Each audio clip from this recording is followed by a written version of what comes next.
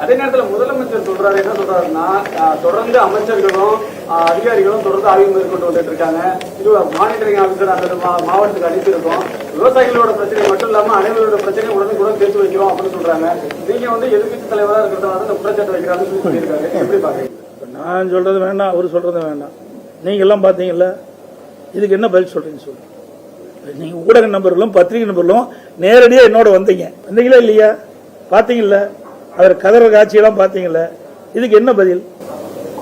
நீங்க 15 லட்சம் மூட்டை நெல் தேக்கம்னு சொல்லும்போது அது தவறு அப்படிங்கிறாரு. இப்ப எல்லா குடோன்லயும் அடுக்கி வச்சிருக்காங்க.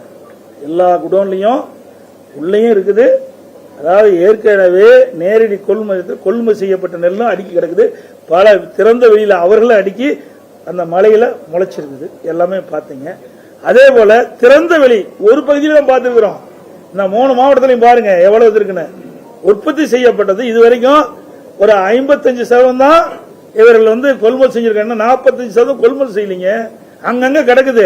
இப்ப நம்ம ஒரு சில இடத்துல தான் பார்த்துட்டு வந்திருக்கிறோம்.